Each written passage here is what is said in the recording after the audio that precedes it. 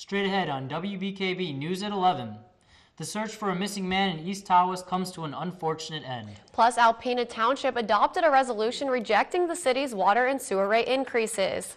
And the Alpena Chamber of Commerce headed to Lansing today to speak with legislation about future job creation. We'll have those stories, plus your local weather and sports. WBKB News at 11 starts now.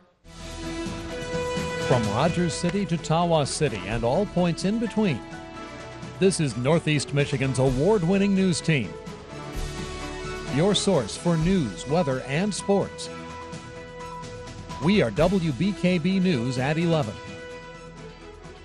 East Tawas police have found the body of 46-year-old Bradley Bowman. Good evening, I'm Ashley Reed. And I'm Eric Puri. Bowman had been missing since last November, and while police didn't suspect foul play, those who knew Bowman tell WBKB the circumstances of his disappearance were odd. Those who knew Bradley Bowman say he was a good, quiet guy that mostly kept to himself. Liked to hunt, fish, quiet guy, never really bothered anybody. Bowman's landlord tells us he was one of the first people to report Bradley had gone missing to the police. He says they suspected something was wrong when Bowman's beloved bike was found abandoned at his home on West Washington Street along with all his other possessions. The strange thing was, all his fishing gear was at the house and his bike was in the parking lot, like I say, it didn't add up really. According to police, Bowman's body was found Monday afternoon behind the Sears off of US 23. How he ended up there is uncertain at this point, but those who knew Bowman says this may have been a result of an unfortunate ice fishing accident. He was always out there fishing. Every time you look for Bradley, he'd be out on the ice or not out on the dock, on the pier fishing. And I don't know, that's just where I figured he might have went. His landlord tells us Bowman had a mental disability and was on medication, which may have been a contributing factor to his disappearance. While Bowman didn't have many friends, Cody says he will be missed. Well, I'm going to miss the guy. He was a good guy. Like I said, he didn't bother anybody. He minded his own business. Good tenant, It's just a shame that, whatever happened, he didn't come back home. East Tawas police say an autopsy is scheduled for the upcoming days that will help them determine the exact cause of death. 3 brothers from Hubbard Lake have pled guilty to charges with delivery and manufacturing of methamphetamines. Archel, Gary, and Jason Brower were arrested back in August of 2013 following a search warrant which resulted in their arrest in June of 2013. Archel and Gary Brower will serve between 24 months and 36 months, while Jason Brower will serve up to 9 months. 2 other women were arrested back in August with the brothers and since then have also been sentenced. Dawn Craig and Amy Bowen, both sentenced to serve 9 months in jail. The investigation coincided with an initial Child Protective Services investigation as well. Additional things were found during the searches back in June, such as stolen property and further meth production products. Alpena police are asking the public for help to find out more about a car that was stolen and set on fire. Police say a car was found abandoned on Huron Street early Thursday morning. The inside of the car had extensive fire damage and a wheel was broken off. Investigators discovered the car had been reported stolen. Police say the car is a 2000 to 2002 dark blue 4-door Oldsmobile Alera, similar to the one you see in these photos. Alpena police officer Ethan Webster says further examination by an arson investigator suggests the fire was set intentionally. He's able to find out where the fire was started, kind of get a better idea on how it was started, and it led him to believe that it was intentionally set on fire. Alpena police say this is the second car in the past week reported stolen. Officers are urging residents to not leave keys in their cars and to lock their car doors. The Township of Alpena has adopted a resolution rejecting the City of Alpena's water and sewer rate increases. On April 14th, the city provided the township with a notice of rate increases for water and sewer services provided by the township. However, the township says the rate increases are not in accordance with the 1977 agreement whereby the city would provide water and sewer services to the township. We believe that the notice of the rate increases of water are not in conformity with our agreement of 1977, that we still stand by that agreement. But we still want to continue to negotiate. The city and township have been involved in negotiations and want to continue to engage in these good faith negotiations until this matter of water and sewage rates is resolved. Well, WBKB 11 meteorologist Adam Claiborne is here with a first look at weather. And Adam, another beautiful day outside today. Yes, Ashley and Eric, we don't get too many days actually like this, and recent history is going to tell us that things are going to change, and well, recent history is going to hold serve as we are going to be expecting more rain showers to make their way in by tomorrow. We already see the clouds. Mostly cloudy, 43 degrees. Winds are calm, but they will pick up by tomorrow. So you fans out there who are really big fans of wind, don't worry, we'll give the wind back. But as we take a look at our satellite and radar, you can see rain showers already starting to push into the UP and some areas, seeing some of that light rain right at the tip of the mitten, and also some rain showers back into Wisconsin as well. Those showers will begin to fill in as we head later on into tomorrow afternoon and tomorrow evening. So get ready for that. Make sure you do have the umbrellas. 50s and 60s just off to our west. 70s farther to the south. You can see where the warm front is. That is slowly pushing its way northward. So we'll see that it will be in portions of southern lower Michigan by tomorrow, and by tomorrow night it will be making its way towards us in northeast Michigan. As we take a look now at our satellite and radar, seeing how mostly the rain showers are back towards the west into Nebraska and Kansas and even up into portions of Minnesota. That is all going to be in association with this disturbance that will be giving us not only showers for tomorrow but all the way through Friday. But tonight we'll be seeing clouds continue to build. Rain showers, they return to the area throughout the day tomorrow, and by Thursday and Friday, that warm front will eventually push north of us and give us an opportunity for more thunderstorms on both of those days. But are they going to be severe? We'll have that answer as well as your full forecast coming up in a few minutes. Ashley, Eric? All right, thanks, Adam. You know, we're finally getting these warm temperatures, and all of a sudden this rain comes out. I know. I'd rather have the warm temperatures than the cold temperatures and snow, though. So that's true. I don't think we can complain too much. All right, well, local marine technology students are gaining hands-on skill training that will prepare them for work in a booming industry. WBKB reporter Katie Corman has more on new developments in the program.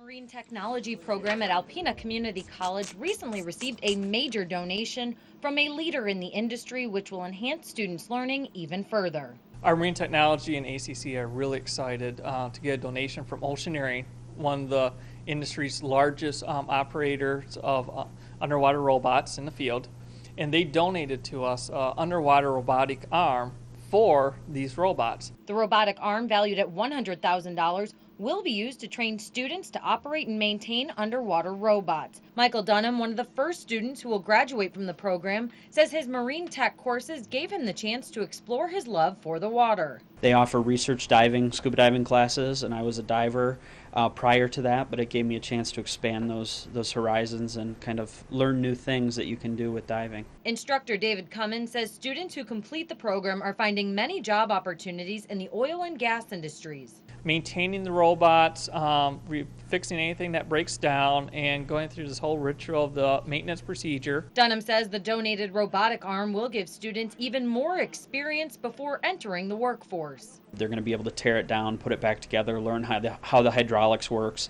learn hydraulic safety, operation, the general mechanics of a 1,000-pound lifting capability arm. Instructor Cummins says the underwater robots are also used in search and rescue efforts by law enforcement. In Alpena, Katie Corman, WBKB News.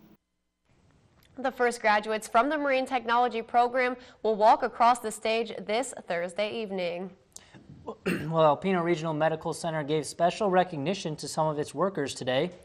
National Nurses Day is a celebration that ARMC started 8 years ago to recognize nurses and paraprofessionals for the special care they give to their patients.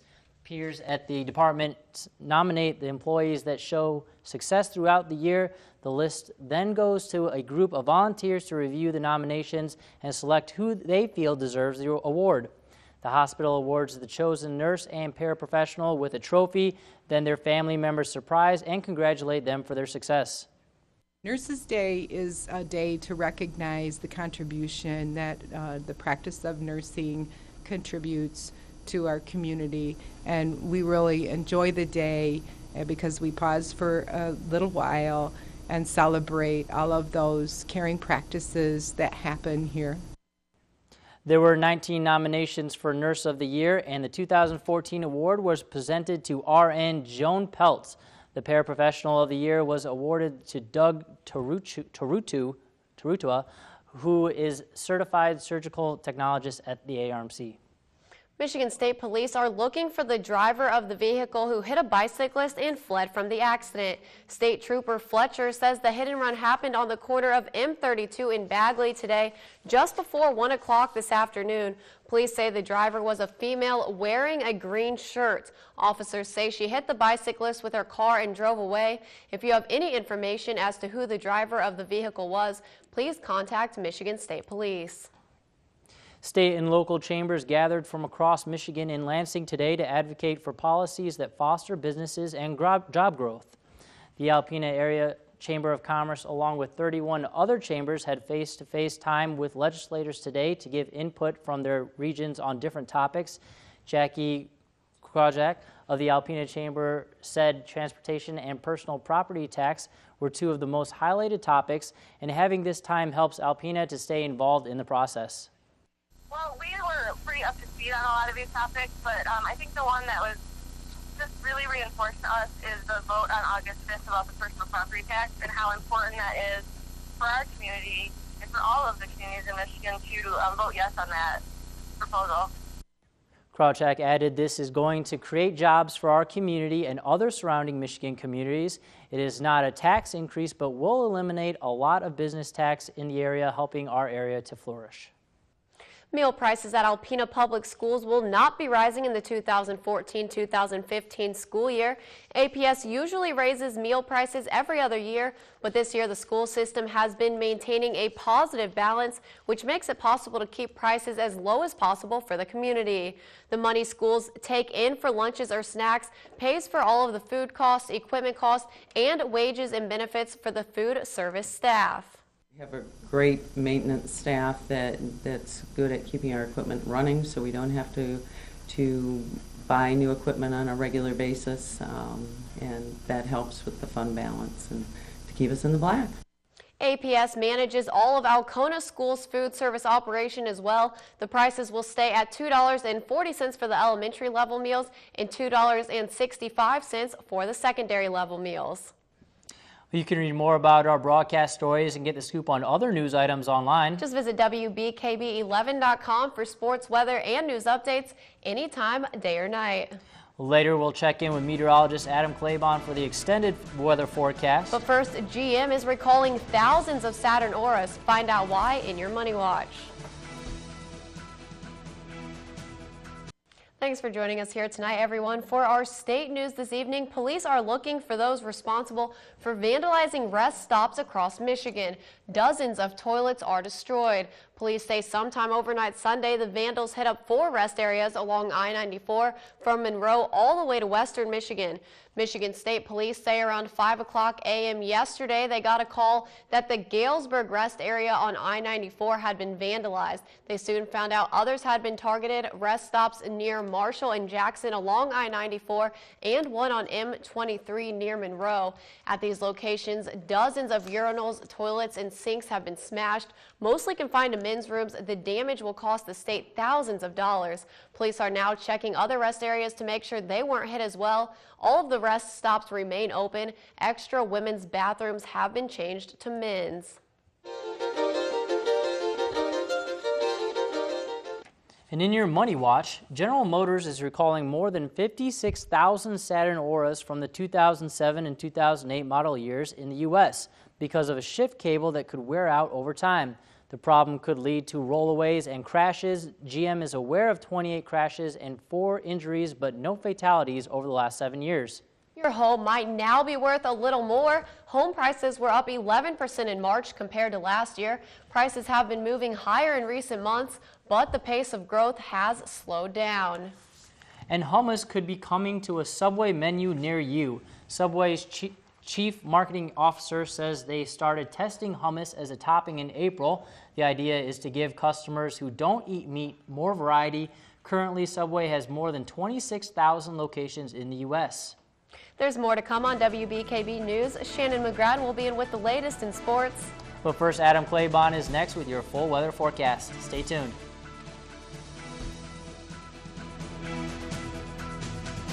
Well, welcome back, everyone. Meteorologist Adam Claiborne has been keeping an eye on the weather for us. Adam, how's it looking? Well, today, Eric, temperatures were right around that average mark, or sorry, they weren't around the average, they were well below average, but we saw the skies really start to brighten up for us, and we saw mostly sunny conditions. That really helped out with the feel of the conditions across the region, as 55 was our high back in Tamayo, 50 degrees down in Oscoda, while at 51 up in Rogers City. If we can only bump those numbers up a few degrees, we'll start to feel a lot better across the region. Keep the sunshine at least. Temperatures this morning were a little more chilly, 29 in Atlanta, 31 in Harrisville, while sitting at 29 this morning in Alpena, and 32 in Rogers City for your low. But temperatures, they're starting to drop off from the 50s we had earlier. We were in the lower 40s in Oscoda, middle 40s down towards Tawas City, and middle 40s as you go from Atlanta down to West Branch. 46 degrees in Gaylord, and farther south, we are seeing more of those 50s. Detroit at 53 degrees, 53 in Grand Rapids, and 48 in Iron Mountain. As we take a look now at our current winds, they have really started to die off since the afternoon as well, at 6 miles per hour in Oscoda, 10 in Houghton Lake. For us in Alpena, we don't even have a wind, but that will definitely begin to change by tomorrow. We'll see more of that southeasterly wind coming in off of Lake Huron, and that'll keep temperatures from really starting to skyrocket into the 60s with the warm front approaching. But we will get back into the 50s and are expecting rain showers to make their way into the region. That's why the clouds have made their way back in, and we'll see them throughout the overnight. Rain showers will be in our forecast late afternoon into the evening hours, and by tomorrow night, that warm front starts to make its way farther up toward the north, and it will be in our region by Thursday, and we'll be watching out for some thunderstorms with the added instability and the added energy that the heat brings along with it. Very warm air just to our southwest, rain showers into the northern plains. All of this moisture and all of the warmer air starts to make its way towards us by Wednesday, but it'll just be to our south, as you can see here on Wednesday. Just here into southern lower Michigan, they'll be dealing with more of the thunderstorms and the warmer air, while we'll be seeing more just the light to moderate rain showers across the region. And for later on during the week, we'll be expecting that area of low pressure really to make its way towards the north, and that will allow the warm front to push farther up north, and we'll see more of that energy make its way into the viewing area. So expect the rain showers on Thursday and Friday as well.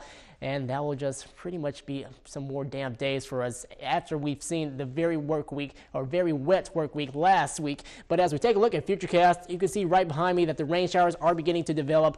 They will start to die off though as they get closer to us by tomorrow, and there'll be just light rain showers throughout the viewing area. Still seeing warmer temperatures make their way into the region, as highs will be back in the 60s for some of us, but mostly just going to be 50s along the shorelines. Rain showers will be across the region, very light rain showers, not really showing that much up on the map, but they will begin to develop as we go closer to Thursday evening, and in Friday, seeing more rain showers coming in with thunderstorms.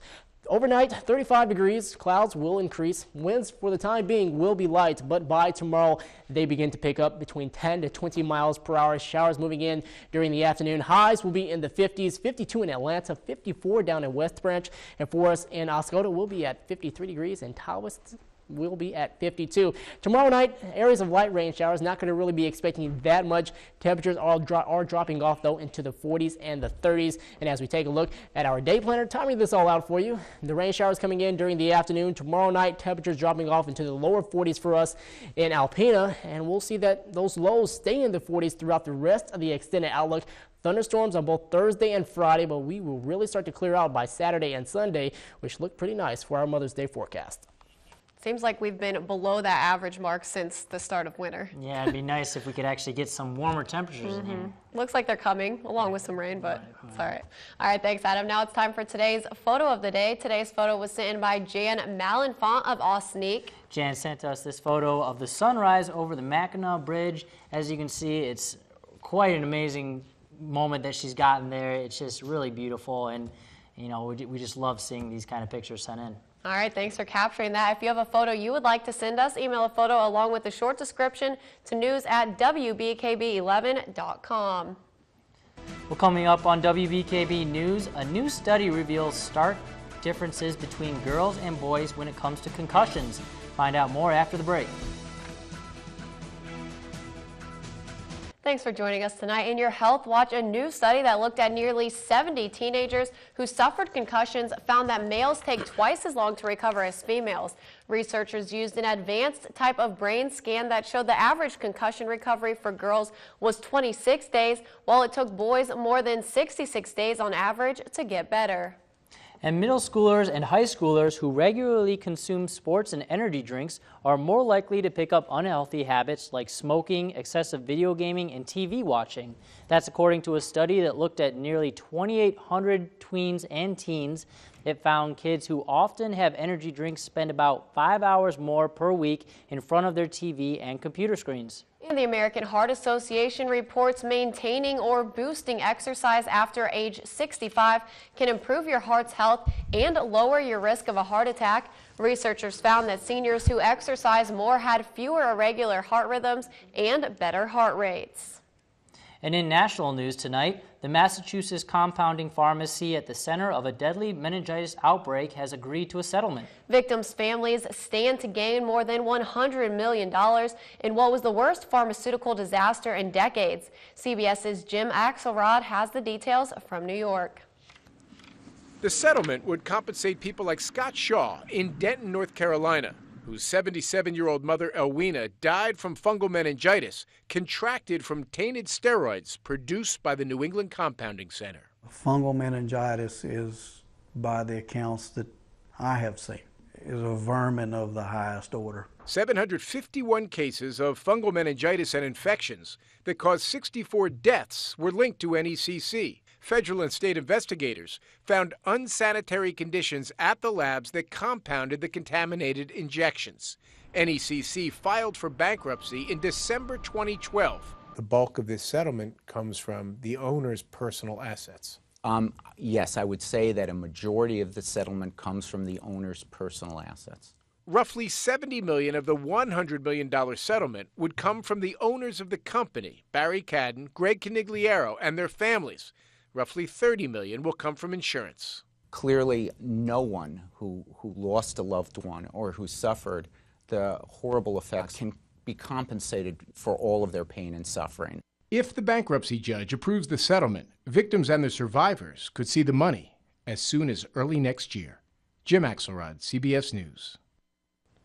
The victim's attorney says this civil settlement will provide some immediate relief. A federal grand jury continues to meet in Boston to consider criminal charges. Well, sports is coming up next, and Shannon McGrattan is here with a preview. Shannon. Ashley and Eric, Coach Mike Babcock was named one of the finalists for the Jack Adams Coach of the Year Award. I'll have more on that coming up, plus highlights from Alpena's Pink Out game against Gaylord. That's all next on WBKB News at 11.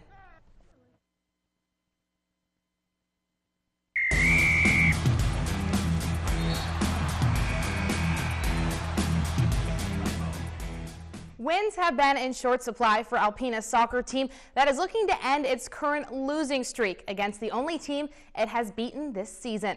Less than 4 minutes in, Tatiana Burkhardt gets the Cats on the board. However, after that, Alpena only sees good opportunities. Burkhardt tries to get goal number 2, but that kick goes just past the post. On defense, the Cats show no mercy. Megan Martin gets up close and personal to keep this a 1-goal game. Halfway through the first half, Lexi Rushing shows some urgency, keeping this ball in play before she takes the action down the field.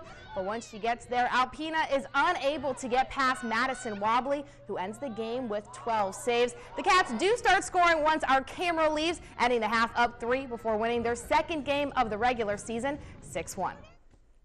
Sitting at 13-4 on the season, Alpena's softball team hopes to remain undefeated in the Big North, hosting Gaylord, while also raising money for its fundraiser, Strike Out Cancer, that has players and furry friends sporting all shades of pink. In the first inning, Lauren Heath sings "'Cause It's 1, 2, 3 strikes short" out at the old ball game. At the plate, Alpena gets the action going quickly. Alex Peters on first when Logan Myers gets a base hit. 2 batters later, Alexis Smith singles, driving in Peters for the 1-0 lead.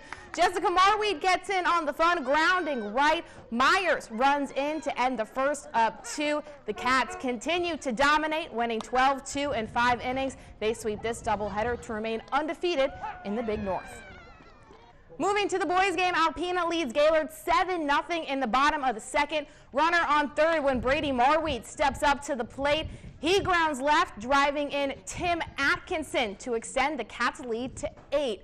Top of the third, Chris Madrinsky throws some Ks at the Blue Devils, striking out 3 batters to end the inning. Up next, Tyler Pintar finds a gap in center field for a base hit. Pintar now on third. Atkinson goes long, allowing number 6 to cross home plate. Alpena takes game 1 in 4 innings before Cody Tucker pitches a no-hitter to sweep today's doubleheader.